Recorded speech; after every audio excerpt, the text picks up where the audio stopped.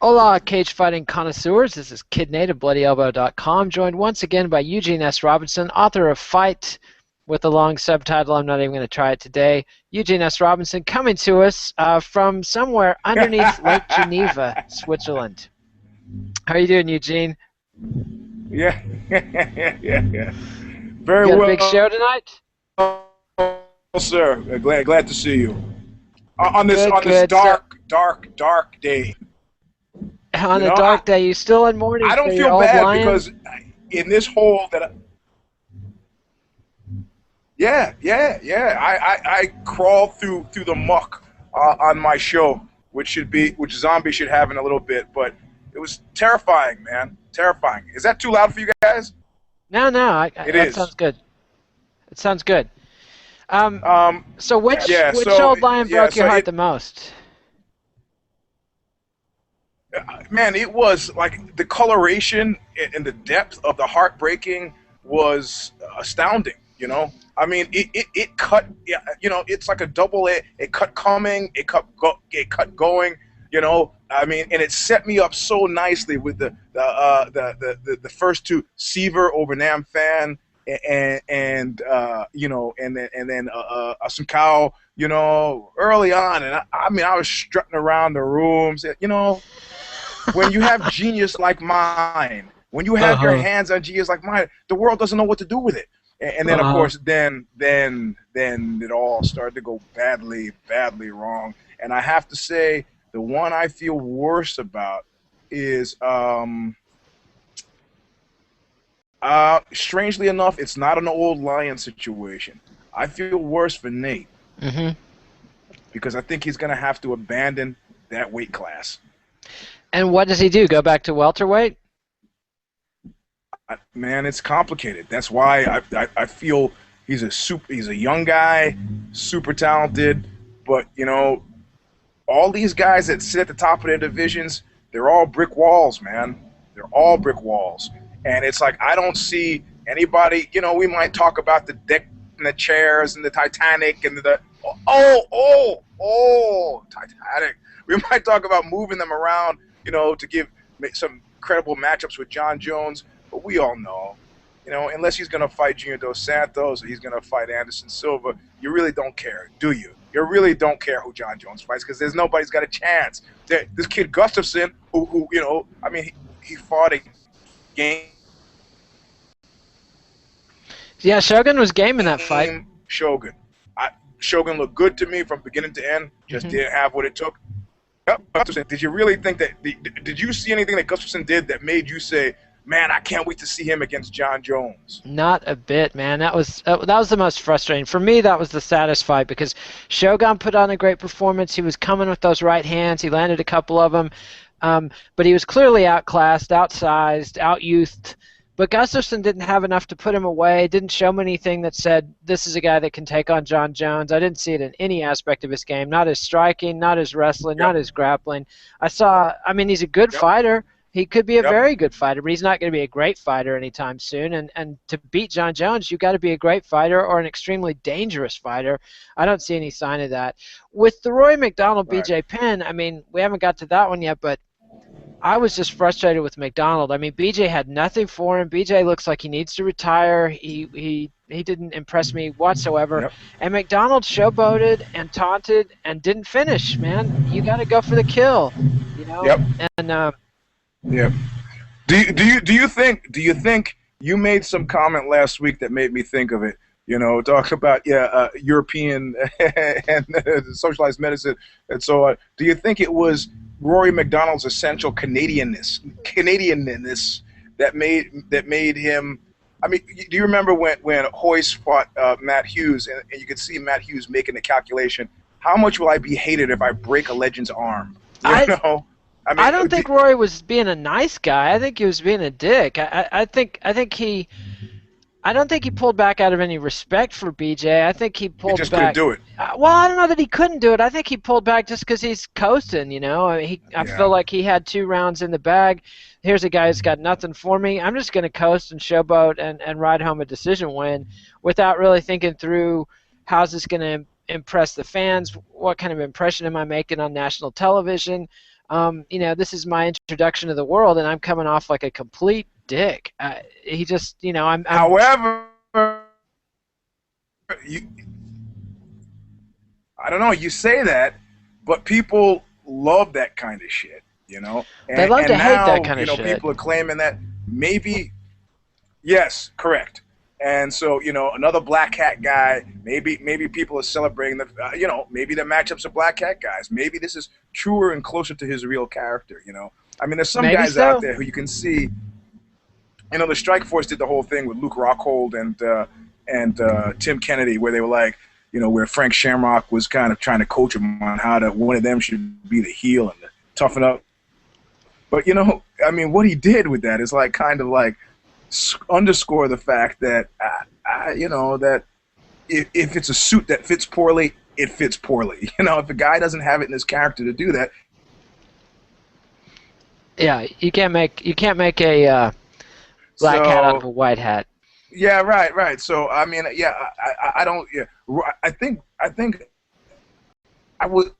overall I was impressed with Rory McDonald, and I hadn't even. I don't process the not putting the guy away thing if I feel like if the guy was like a true decision, which means to me, if the guy was given one more round, or if these were pride rounds, his opponent would be sleeping. I don't. I felt that way with Rory McDonald, that it was really quickly a question of time. It wasn't like those GSP matches. Speaking of Canadians, where like by the time it comes to a decision, you still feel, ah, man, this could have really gone either way. That's not how you want to feel at the conclusion of a decision. So, No, I mean, it was an emphatic, easy decision. I mean, Rory yeah, outclassed him in every aspect of the game. Looked really good. Looked very impressive. yep. But the other problem with Rory McDonald is he doesn't want to fight George St. Pierre. So what do you do with a guy who's rapidly becoming the scariest guy in the division, or the second scariest guy in the division, and he won't fight the champ? Says he has no interest in it. I mean, what do you do with a kid like that? I mean, It'll be a hand. Well, yeah, you're sort of right. It could be a nice handoff. GSP retires. It could be a really nice handoff to Rory McDonald if he wants to wait that long. But then the question is, what does he do while he's waiting? There's no percentage. I mean, it's a dangerous game to play, man. He's one. Anybody in the UFC is one loss away from total insignificance. I mean, it's not. I mean, Rory McDonald is an up and comer. You could become a doorman quite quickly. So if it's a strategy he wants to follow, fine. If he wants to do some kind of John Jones, Rashad Evans type. But the reality of it is, I don't want to see that fight either, because a guy who fights a guy from his team doesn't fight the same. I don't care what anybody says. Unless that guy is like slept with his girlfriend or his wife or something, and there's underlying lurking darkness that you don't know about, it's not going to be, the guys are going to be high-fiving each other's between, good exchanges, and it's just not going to be a fight it will not be a fight with passion. We'll be watching a training session.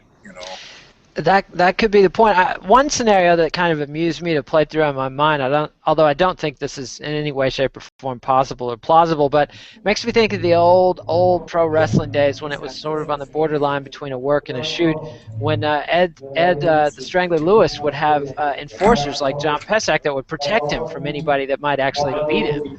And Yeah, right. I could see GSP booking Rory McDonald against Johnny Hendricks. Let Yeah. Rory McDonald fight anybody that looks like they're coming along that's going to be a threat to GSP's title, and then he can be just like, why don't you fight Rory and see how you do? Not the Well, best approach for Well, business, though. hey man, that was the Gracie standard. Do you remember this? Hmm.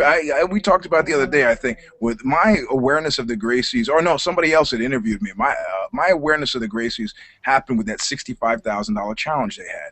You walk in any Gracie school, you challenge a Gracie. If you beat them, they will cut you a check on the spot for $65,000, which is why you get all these YouTube videos about Gracie versus bodybuilder, Gracie versus judo guy, whatever.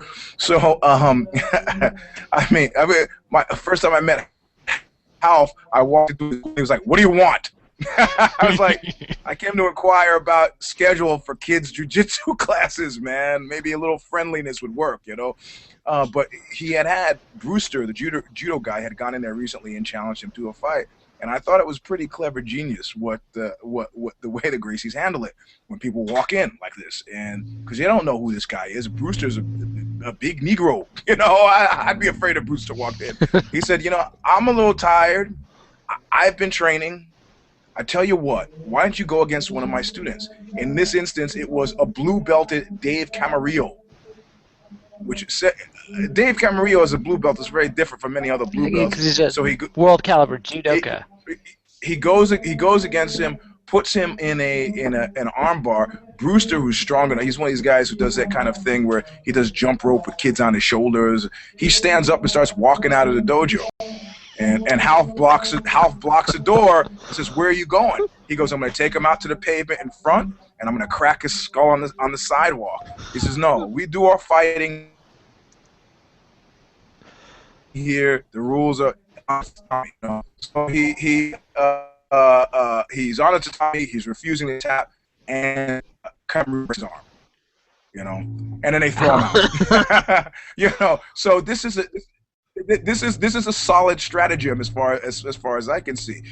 Because what the fuck else is Rory McDonald going to do if he's not going to fight GSP? Or he's going to be a theoretical Yeah, I fighter. mean, one thing he could do is he's got to fight. He could send guys off to the graveyard after GSP beats him. They could do it backwards and still let him protect GSP. But you don't want to see him fighting a bunch of guys who are just coming off a loss. I don't know what to do with Rory McDonald. I'd like to see him. I'd like to see fight. Why not Johnny Hendricks? That's a great matchup. I'd love to see it. Yeah. Well, GSP. And it's a match. It's a match. Yep. And it's a matchup. I'm not thinking. I'll call my shot from this far out. I'm not seeing McDonald make it out of there. I don't see it. Against Hendricks, really? I mean, maybe he was situationally no.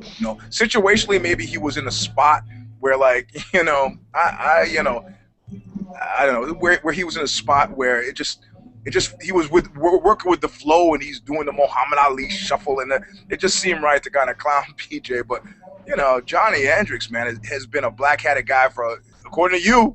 I don't know this, but according to you, for a long time, which means the guy's got it. His whole college career. Yeah, so that is a fight that I would actually like to see. I mean, look, your prerogative as a strap holder is that you tell these guys, put your little, get your acts together, settle a division, give me a clear challenger. That's your job. If you're 2 through 10, that's your fucking job. Don't be jumping down if you're number 8 and you beat guy number 6 and making the universal, belt sign. Nah, you're not. No. Of course, and the guy who holds the belt can pick and choose out of whoever he wants. So. Well, Roy McDonald and Carlos Condit are talking sweet love about having a rematch. Condit said he's more than willing to take that fight. What do you think of that fight? I mean, Condit's coming off a loss. McDonald's coming off a win, but otherwise, looks like a pretty good fight. I don't know, man. You just saying it now makes me feel nappy.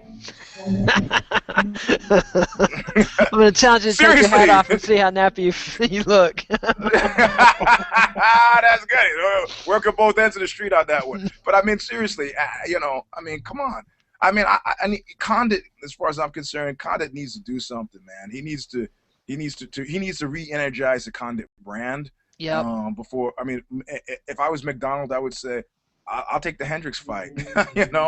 I don't, I mean, there are a lot of ways. Do you think that Jake Shields' GSP fight helped either Jake Shields or GSP? No, that hurt everybody. No, that was a nuclear bomb, man. Yeah, more like a stinky fart than a nuclear bomb. Yeah, a megaton stinky fart. Yeah, everybody looks bad. The guy taking the tickets looks bad. Oh yeah, that was a disastrously bad fight, and that's too bad because I was kind of excited about Jake Shields coming to the UFC. I thought there were a lot of fun fights he could have had, and so far he's had none fun fights.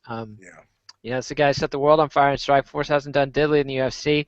And now he's talking smack, wanting to challenge people, wanting to challenge Johnny Hendricks. Hendricks tossed that one aside pretty briefly. But let's switch to the title fight. After Nate Diaz, before we talk about Benson Henderson, how does Nate's performance make you feel about Nick Diaz up against GSP? Do you think he has any shot, or does GSP just follow the Benson Henderson game plan?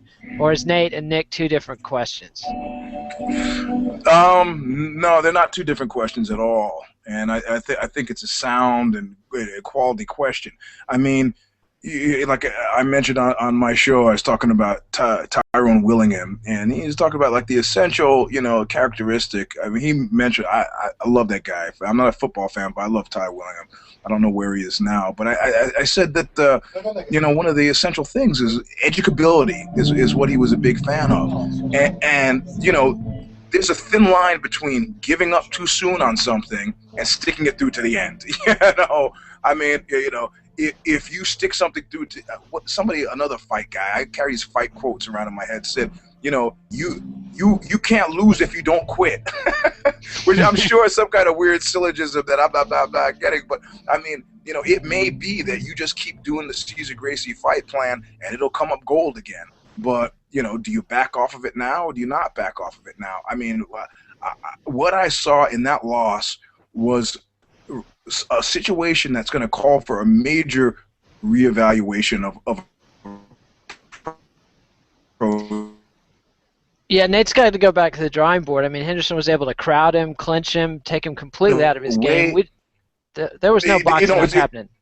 No, it's even beyond that, man, where it's like, it's like the lazy Susan that they put in the middle of the table at the Szechuan restaurant, the whole game has just shifted beyond in a way. And there was, like I said, when Tank fought Vitor Belfort, you knew whatever generation Tank was from, those guys are finished, and each generation, and you can't, you're in the music as well. When I was in the hardcore, I could never even imagine what would happen after it. And yet something happened after it, and this is the same. I can't imagine where you would go from a Vitor Belfort. We went plenty of places, plenty of guys came up, with Pete Williams, who I never thought would beat Mark Coleman. I was like, this is the new breed. And the new breed gets aced by the next new breed and the next new breed and the next new breed. And it just happened. Yep. It's not, with BJ Penn, it's not simply a function of age, man. What if you want to deal with micro measures on that one? What was done to him? Just he can't. He cannot. He would have to completely redo himself to be able to compete now, and that's what a year off does for you. One of the things, and the Diaz brothers have that same stance that BJ Penn has. They turn to the side. It makes them a harder, less surface area to get punched, except for their front leg, man. And Yep. Benson Henderson really exploited that weakness and that vulnerability. And Nate didn't adjust. Nate didn't check those kicks, and he kept getting kicked and flopping onto his ass, and just had nothing. There was no boxing up happening in that fight whatsoever. GSP was watching that fight and taking notes. Josh Koscheck was probably even smart enough to, well, maybe not, but he should have been watching that fight and doing his game plan if he gets lucky enough to get Nick Diaz. I mean, hey man, when Henderson is jumping down into your open guard and leaving his leg behind, and you're struggling for a heel hook or the guy that was a clowning. Once it's an accident, the second or third or fourth time, what you think he accidentally put his foot in there? He's like, you got nothing, man. He was dismantling his mind. I mean, and you got to know. I mean, the whole typically what's really effective, the whole the Diaz getting your head thing. I think it works better with Nick than it does with Nate, because I think inherently Nate is a younger brother. Younger brother, sweeter kid, nicer guy. Yep. I think it's to the manner born for Nick. But I mean, can they look? I mean, at this point, everybody knows that you will never lose a fight getting kicked by Diaz. Nope, not a chance. Okay.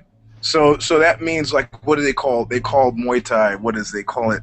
What's a great name they call it? The six-headed, 8-armed, 8-limbed, something. Yeah, so something like that. But it's six with them. You're not going to see. I mean, Nate threw a few kicks, but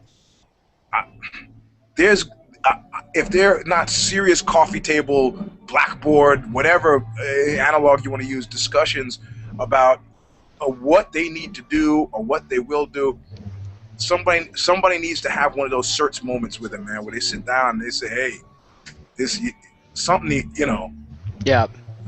Yeah, the game plan needs to be reevaluated. What about Henderson, though? Who do you see giving Henderson a shot? Has Bendo established himself at the brick wall as the brick wall at the top of the division, or Yeah. is he a transitional Yep. title holder? No, I He's think the he's a brick man. wall, man. And I think I think that he, again, educability is the issue. I think that if you think that he's sitting around not planning for his future vis-a-vis how he adjusts his training and what he adjusts for, I think he's got a good camp, man. He's got a smart camp, and I think these guys are, based on what I saw, watching tape, planning for the future, and above all, being prepared.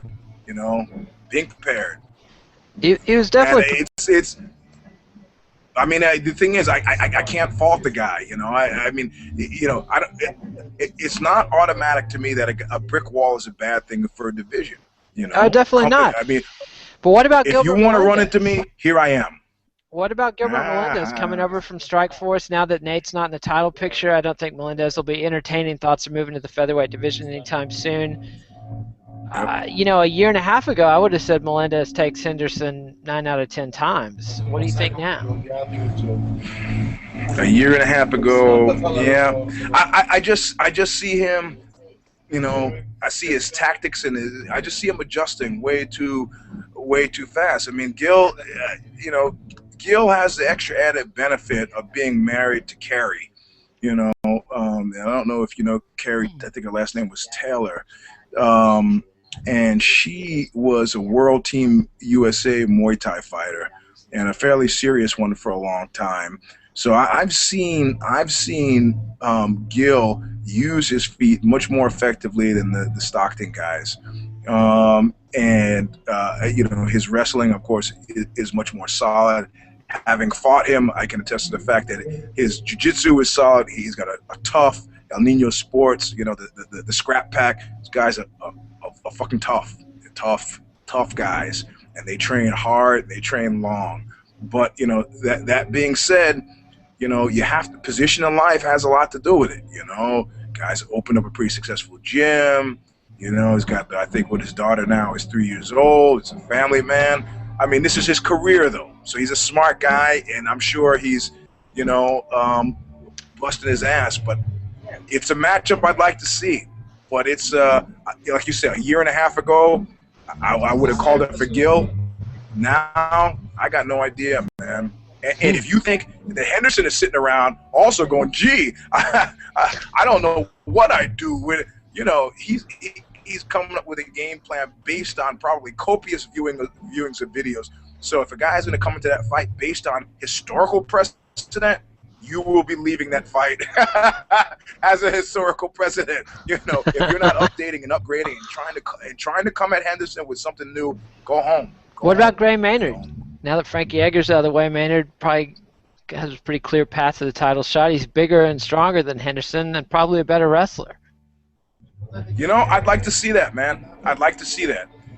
In my mind, that's got some real juice, real juice. And I think the question is Gray Maynard a comeback kid, or is Gray Maynard a Chelsonen?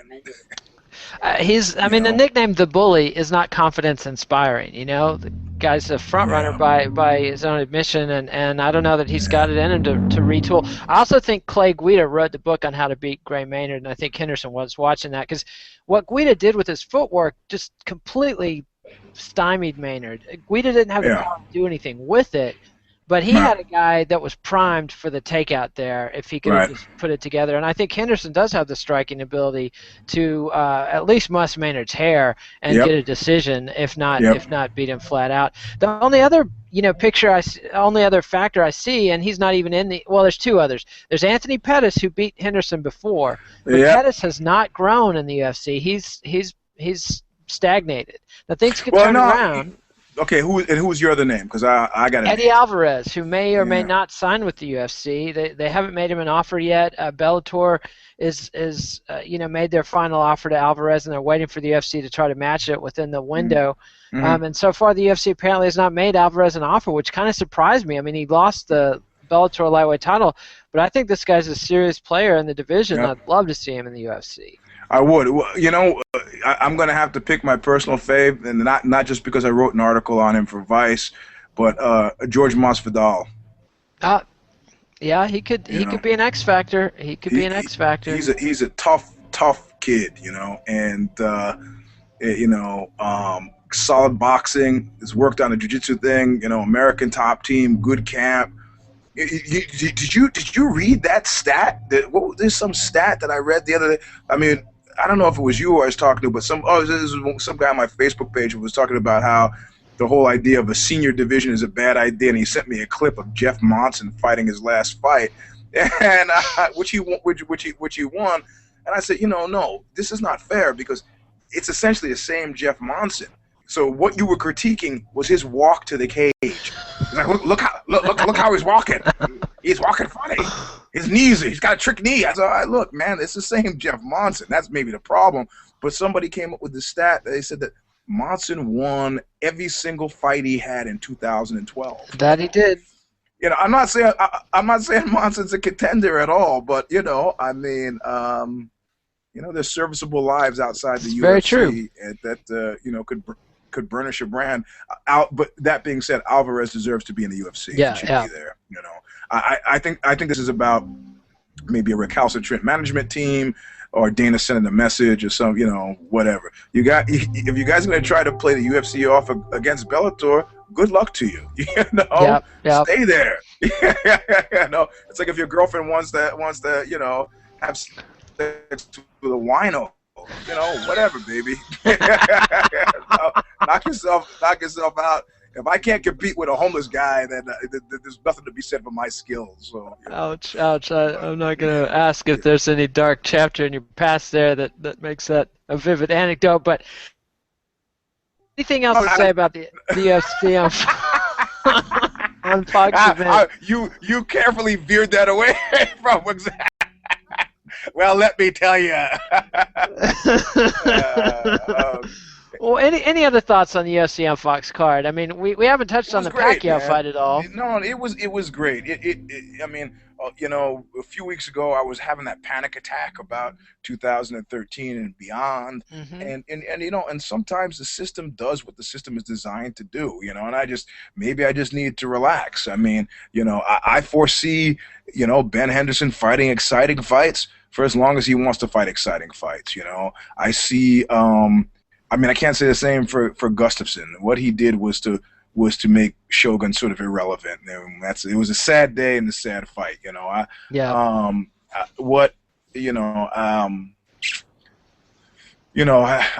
think Swick is. I think that's a sad story. Yeah, he's done. I think he's done. I mean, maybe with a small D. Definitely with the. I mean, definitely with the small D. Maybe with the big D. So, I don't know, man. Yeah. Did you get to watch the Pacquiao fight? I did.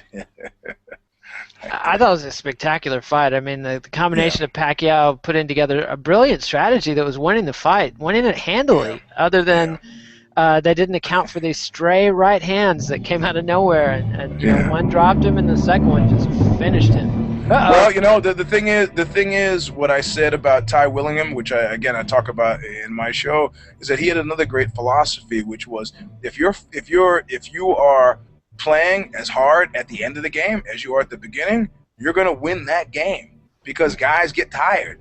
And I think it didn't seem to be so clearly a product of well, he's in better condition, but his hands were low. That's why the guy snuck it over the top.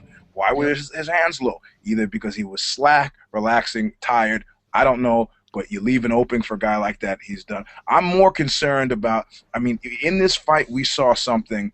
Okay, do you remember how geeked you were for the possibility of Fedor and Randy Couture? Yeah, or Fedor and Lesnar. Okay, right. And these were fights. These guys, they fuck around and they fuck around, and then they end up with this whole Mayweather thing. Now, do you even really care about Mayweather fighting Pacquiao? No, and I don't think he's going to fight Marquez either.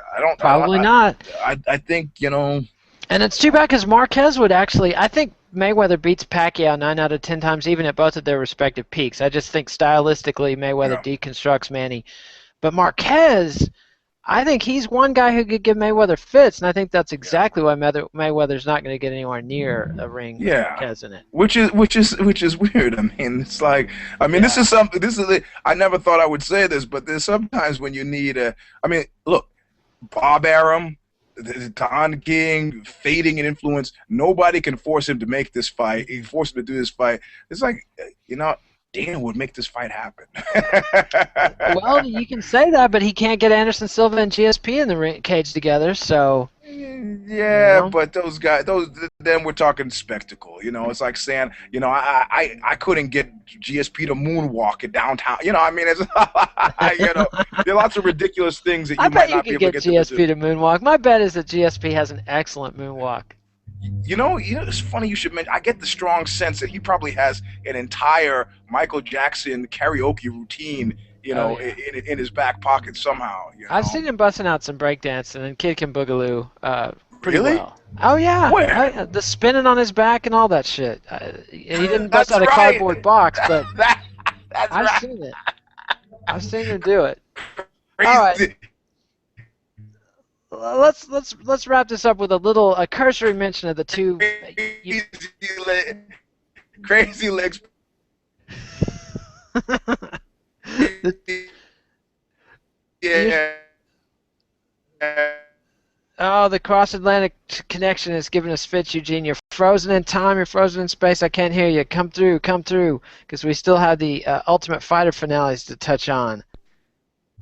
You there, Eugene? Oh, you just froze with a beautiful smile on your face. It's painting me. Oh, well, we got to touch on the Ultimate Fighters. I'll keep talking. Maybe Eugene can come back. We got this weekend. We got UFC on FX. I'm Sotoropoulos back. versus Pearson. All right, there he is. So we got two tough finales this Friday and Saturday. What are your thoughts on those? Which one would you watch if you had to pick one? You hear me? I can hear you now. Okay. If you have to pick one of the two Ultimate Fighter finales coming up this weekend, which one would it be? Tough Smashes from Australia or Team Carwin versus Team Nelson with no Carwin? I don't care. Honestly, man, I stopped watching The Ultimate Fighter when they were masturbating in each other's food stuff. Was that before or after Kimbo? I thought that was That before Kimbo. it was Ryan Bader's season. Yeah, that was a dreadful season, but you didn't come back for the Kimbo season. I did not. I did I not. see. I see. I bought that one. I bought that one hook, line, and sinker because of all the NFL veterans that were in there. None of whom, except Matt Mitrione, all did of it? whom. Did Kimball get kicked out of the house or not? No. Kimbo was actually a perfect citizen. I mean, Yeah, he looked like somebody you'd want to hire to escort VIP models to the clubs because he was which he's done. he and very well. He was a Yeah, total gentleman, yeah, and really kind of a lovable character. I was disappointed with his ensuing disappointing yeah, UFC run, but yeah. I do want to mention the one fight on either of these cards that I care about is Hector Lombard against Ruzumar Palhares. You're right. Uh, I think that fight on the Tough Smashes Yep, finale coming from yep, Australia, yep. that's a significant fight. Any thoughts on how that one's going to play out? I'm going to give it to Paula Harris. Really? Yeah, Wow, yeah. controversial. Because I'm an inveterate Brazilian nut jumper. Come on, Lombard's Cuban. Isn't that close enough? Yeah, but he's disappointed me, in the past. He had a broken sternum in his last fight. Come on, Yeah. give the guy a break. Oh, that's right. That's right. Yeah. Well, having almost had my sternum broken by Kung Lee, I can safely say that that's probably no joke. No. All right. Well, it's still a good matchup if it's got some juice in it. If you want to watch it, it's got But juice is the right word. I think between those two guys, there's definitely a lot of excellent conditioning going on, at least. Hey, look, when I was writing for Grappling before it was Ultimate MMA, I wrote an article about in praise of steroids, and the community flipped out at the time. I said, look, I'm not saying that you should run out and get yourself some Decadurablin. I'm just saying it's not going to make you a champion. So steroids are not steroids. It's an insignificant factor in my mind, But people got exercise. What's next? You're going to advocate heroin? Hey, if you're Maybe. looking to relax. It worked well. Oxy worked well for Chris Lieben, man. You Yeah, know. yeah. So they say, of course, it caught up with them in the end. Yeah, There's two fights on the American Tough finale card I want to run past you. One is Melvin Guillard versus Jamie Varner. This one yeah, has a last chance, last call at the yeah, lightweight contender corral yeah, feel to it. Who do you think's yeah. gonna answer that call successfully? Man, I tell you, I'm a big Melvin fan. You know, Incredibly because talented fighter. well, more so, he's got a story that kind of I always find affecting. Having been like kind of a head case, you know, not being able to super talented, but his head is in the wrong place, and then he starts going with Greg Jackson, starts winning some really incredibly fights, wonderful depth, breadth developing. Seems like he's getting his head. You know, I mean, you know what made me a John Bone Jones fan? He was in a press conference either before or after. I think it's probably before, after a fight, maybe the fight where he beat Stephan Bonner. And they said, "Well, what are you going to do right now?" And he said, "You know, I'm probably going to go out into the woods and commune with nature, man." And Unusual, off the beaten path. everybody was just kind of like, oh, well, okay. He mentioned nothing about Rolls Royces or excessive alcohol consumption, so people were happy, you know. Yeah, yeah, And that was a good bit of PR. Even if he did then jump into his Bentley with two women who were not his baby mama and drive off into the night. oh, I didn't realize there were two women. I see the Two young party. ladies, both apparently old friends, old dear friends. Old friends. Yes, yes. Good old friends. Yeah. So who you got in that one with Jamie? And then there's the Worm, Jamie Varner, who's been another problematic talent there, Yeah. up and down. He got exiled from the UFC. You know, Yeah. he was a WEC champ, and then it didn't even Yeah. look like he was going to make the transition. But then Yeah, he came come back. on. Maybe you can fill me in on this. There have been dark whispers about what happened to Jamie Varner, and I've not been able to find out what happened. It's like everybody knows but me. Yeah, I'm with you. I have, I've heard the scoop about Jens Pulver's World of Warcraft addiction. I hear things, but I have not heard definitively I any. hear things. Yeah, I'm hearing things, Nate. yeah, I'm not hearing anything about Jamie Varner. I mean, he certainly schooled Edson Barboza, but and Yep. then put on a good fight against Joe Lozon. But going against Melvin, he's going to give giving up speed and power against Melvin, and going to have to He's not. rely on his. He's not getting by Melvin. No way. It seems highly unlikely. It seems Yeah. highly unlikely, unless Melvin has just been fucking off and not training hard with the No. Black No. Zillions. No. And No. that I have heard. I've heard many things about the Black Zillions, none of them good, as far Re- as discipline and training. I mean, they shunted out Mike Van Arsdale and brought in Murilo mhm. Bustamante, who has a record as a good camp runner, a disciplinarian, but I don't know. He's not the boss of the Black Zillions camp, and I've just heard they run things in a soft way, so we'll see on that one. I'm gonna take Varner on that one. I'm gonna go with the Worm. Oh. I'm Yep. fine. You Melvin's could let me be. down too many times, man. Melvin has broken Yeah. my heart again and again.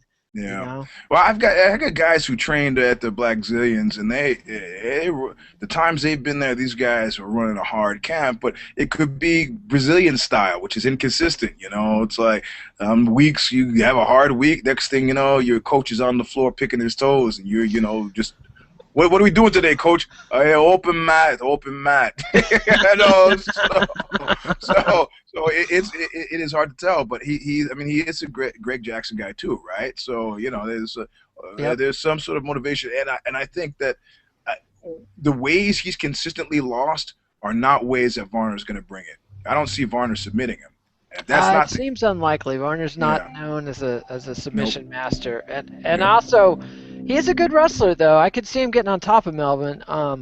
If Melvin wings it too wild and gets carried yeah, away. I mean, yeah. Melvin. He hasn't for a while, man. It's true. He's been a He's more kept his disciplined head. Melvin Yep, yep.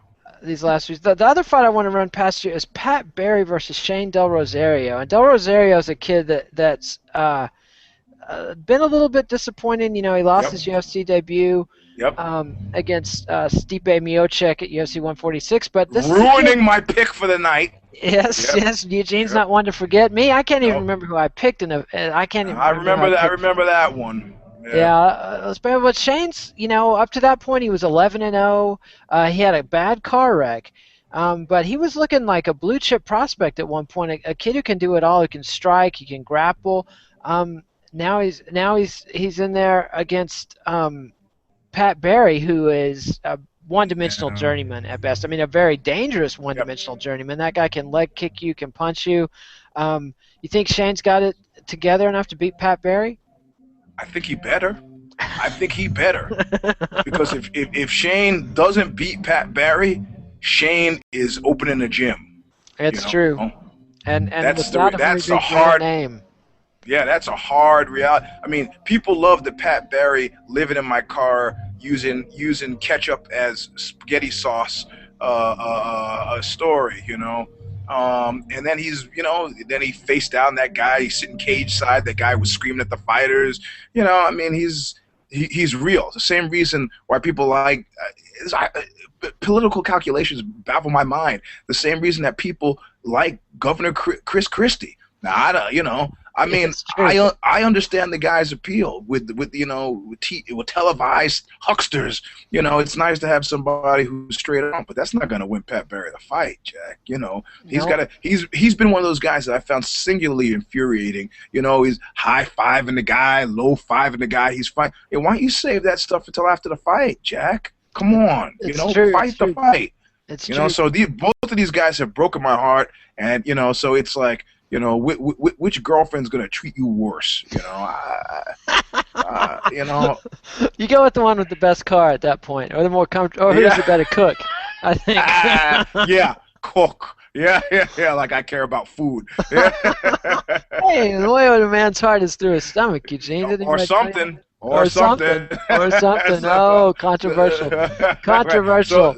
So I'm going with Shane for this because he doesn't have as long of a record of disappointing me as Pat Barry has, and we're just talking 1 or 2 fight difference, but I'm going to go for Shane on this one.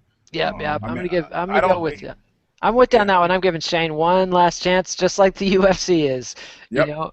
And Pat Barry's a pretty generous opponent to give him. I mean, one-dimensional guy that Shane should be able to ride out the punches and the kicks and get him down and beat him on the ground. What's a height difference? Oh my God, Shane Del Rosario is a big fellow, and Pat Barry is 5'9". I got to open up some. I just shut down my Wikipedia, but I got to open it back up. I think he's like 6. I know he's not 6'5", Del Rosario, but he's like 6'2", I think, right? 6'3". He says he's 6'5", I think. Yeah, okay. But I don't believe he is. These guys, they all lie. They all lie. It's just like driver's license heights. Yeah. But I think that Shane Del Rosario. My guess is that he's about 6'3.5". Yeah. Is my guess. But either way, that puts him a good 6-7 inches taller than Pat Barry, who is a very stocky. Yeah, he says officially Shane Del Rosario is 6'4". Yeah, right, okay. And I'm seeing a lot of Pat Barry swinging and missing, whiffing the air like he's done his few fights, jumping off his feet trying to hit a hole in one. I don't know. I mean, I keep in mind I love Pat Barry, man, but I just again I can't.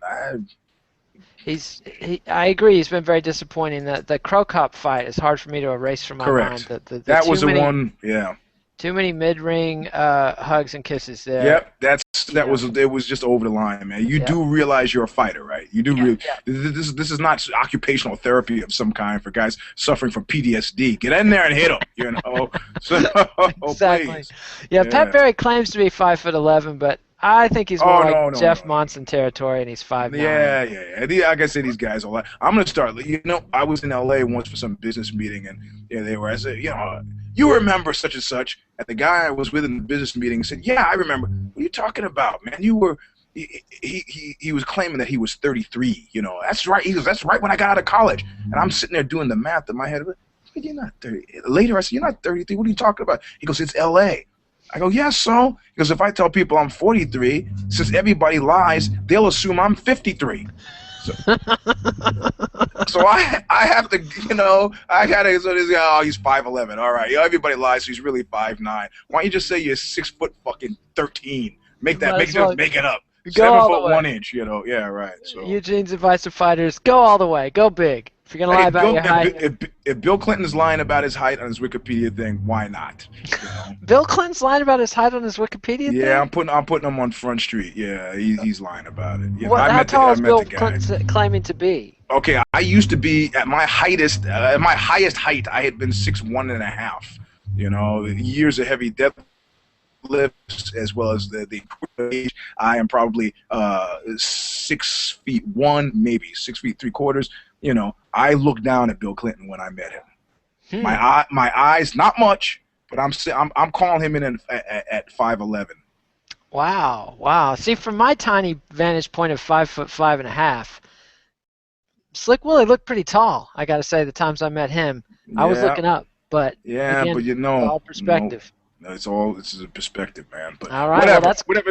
that's That's neither here nor there about Pat Barry actually fighting a fight that I think Pat Barry has figured there are not a lot of fights left in Pat Barry. So I'm nope. going to go out there. I'm going to have fun. I'm going to collect a check, and I don't know what he's done post fight, what his setup is, but apparently it's comfortable enough, so he's not worried about it. Well, so they say, but then he's still the guy showing the ketchup for spaghetti sauce, and that was not that long ago. I don't think he's It's not that long ago, but you know renegotiated what? his You know contract. what? I interviewed for the fight book. I interviewed Ty Domi, and Ty Domi is a multimillionaire. And he said to me during the interview, he goes, "Do you think a lot of other hockey enforcers are multimillionaires?" And I said, "I don't know, man. I don't know." He was like, "No." He goes, "I didn't become a multimillionaire by playing for the Toronto Maple Leafs. I took that money and as quickly as possible started about 3 or 4 different businesses. That's how I make my money." So, you know. Of course, most athletes who start 3 or 4 different businesses quickly lose all those 3 or 4 different. But in the end, you're gonna they just did this great interview with Phil Anselmo. Did you read this? I have Interviewed not. I have interviewed not. 50 Cent. Really? I'm trying to get an interview on my show with Phil Anselmo because he's an MMA hater, and I want to see if the past few years has changed his mind. Huh. I But did not but know that. I've been Phil Anselmo's been on my shit list for a variety of reasons, including the late Dimebag Darrell feud, and I blame him for destroying the career of Hank Williams III, and yeah, misleading young yeah, Shelton yeah, badly, yeah, badly. So mad respect to Pantera, easily the best yeah, metal band of the '90s, yeah. but what a dick. That's you can tell Phil Anselmo I said that. Okay. What a Well, dick. maybe, yeah, And I own maybe a this is a. gun. Yeah, so Well, the stuff I've heard about him hasn't been super complimentary. Like I don't pretty much want to be in a band, despite my onstage proclivities. I don't want to be in a band with a guy who walks to the dressing room and shows me his penis. You know, I'm not impressed, man. I don't know what strange road this is going down, but unless you're Lyndon B. Johnson or Milton Berle, there's no yep. cause for this. So The legendarily well hung Milton Berle. We got to right, give a right, name check. right. Right. So then he interviews 50 Cent, and 50 Cent is talking about Mayweather and about his boxing thing. And 50 Cent makes it pretty clear in the interview. I mean, it's a great interview. It makes it pretty clear that, that it's not just winning fights, man. It's at the end of a very long day, it's like having something. And he said, how many boxers at the end of that very long day have anything? I never thought, and this is me, Eugene talking, I never thought that Holyfield would lose it. I never thought that would happen. I interviewed that guy for the fight book. I was at the house the 40-room house he had in Atlanta, and he was like saying, HBO's me because I don't have a manager, because I negotiate all my own deals, and when I ask for $45 million a fight, that's what I want, and that's what they have to pay me. And now the guy is, okay, he's got 11 kids, whatever. That's not enough to make the guy lose a house. It's like Yep. he's one of those guys now who fights because he has to. So what's left at the end of the day? I don't know. I'm hoping Pat Barry has a schedule B. I'm Me hoping he too. has a plan B. I'm sorry. So I hope he's got a fallback. I hope that for all the guys out there in the UFC because it's a hard road. Well, any or final or, or, thoughts? or you or you or you take a younger Shane Del Rosario who loses. Who even couldn't, it doesn't have the, imprimatur of, well, I'm a 40-year-old UFC vet. I've had, I mean, what is it? What does that guy do? I mean, this Yeah. is a deeper topic about, F. Scott Fitzgerald and the second lives in America lives. What after? you know. And I I know, have especially for watched, you somebody know. like Shane Del Rosario, who just got to the edge Right, of a right, fighting career. Just right. it looked like he was going to have a promising fighting career, and then maybe he doesn't. You know, had a And the car wreck. heavyweights are heavy, man. Like we were talking about before, the heavyweights packed, packed Yep, check. You know, yep, yep. I'm dying to try to get online to hear this Cain Velasquez interview on Thursday, but I'm excited about it. I'm a big Cain Velasquez supporter, and I don't know. Well, we'll talk about that fight next week. We got a Yes, lot of sir. Junior Dos Santos, Cain Velasquez chatter to get on next week. And so this is a good time to remind everybody to subscribe to MMA Nation on YouTube. You'll get all of Eugene's Knuckle Up episodes. You'll get all of the Tete-A-Tetes. You'll get all the interviews, all the random things we post. We'll get all the Zombie Prophet playlists. Eugene, safe travels coming back from Switzerland. Will you be back in the Yes, States next week? I will. All right. Well, we'll look forward to seeing you against a non-green background. Non Herman Munster background, you know. Yes. And then until Zombie, he'll have a 92 in the next hour or so. Awesome. Looking forward to it. Thanks very All much. right. We'll see you All next right, man. week. Safe travels, everybody. All right, you guys take care. Bye bye. Hasta.